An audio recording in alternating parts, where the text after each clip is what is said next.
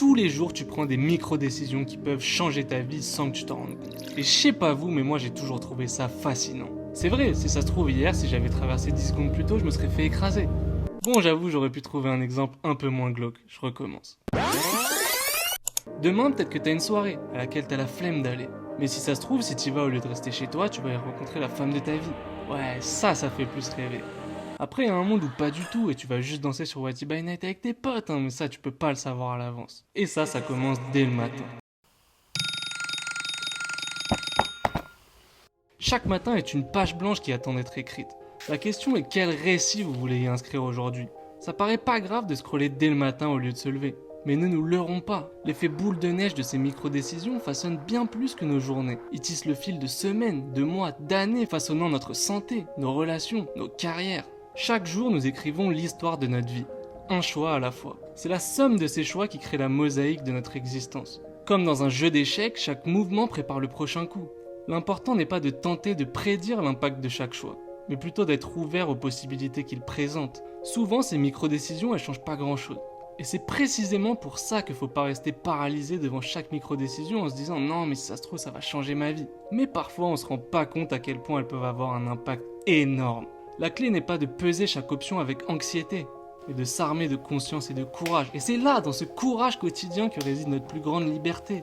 La liberté de choisir qui nous voulons être, pièce par pièce, décision par décision. Ce qui est sûr, c'est que si tu décides pas d'être actif, il peut rien t'arriver. Ne pas décider, c'est déjà faire un choix. Faire le choix de se laisser aller et de laisser le temps s'écouler sans qu'il se passe rien. Si tu restes chez toi, tu peux rencontrer personne.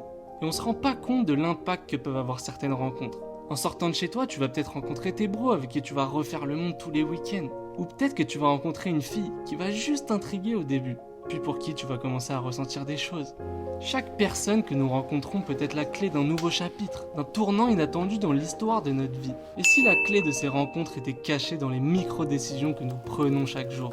Dire oui à de nouvelles expériences, même celles qui nous font sortir de notre zone de confort, peut être le déclencheur de découvertes passionnantes sur soi-même, et ouvrir la porte à des passions inexplorées. Chacune de ces décisions semble minuscule prises isolément, mais ensemble elles ont le pouvoir de façonner notre santé, notre bien-être et notre satisfaction dans la vie. Nos vies sont la somme de toutes ces micro-décisions. Chacune d'elles est une petite brique qui construit l'édifice de notre futur. Ta vie c'est un putain de film, et c'est à toi d'écrire le scénario. Tu peux faire de ta vie le plus beau film que tu auras jamais regardé comme un film d'horreur. Finalement c'est deux personnes, c'est le même gars. Elles ont juste pris des micro-décisions différentes et grâce ou à cause de ça, elles ont des vies complètement différentes. Alors la prochaine fois que vous vous retrouverez face à une micro-décision, rappelez-vous que c'est peut-être celle qui ouvrira la porte de votre prochaine grande aventure. Quelle version de vous-même vous voulez être? Le connard qui est resté dans son lit la première moitié de la journée dans son canapé l'autre partie, ou celle qui a pris sa vie en main, qui décision par décision a construit une journée qui vaut le coup d'être vécue? Quelle scène allez-vous écrire aujourd'hui? Serez-vous le spectateur passif ou le réalisateur actif de votre vie? Chaque micro-décision est une occasion de choisir le second rôle ou d'être le personnage principal du film de sa vie.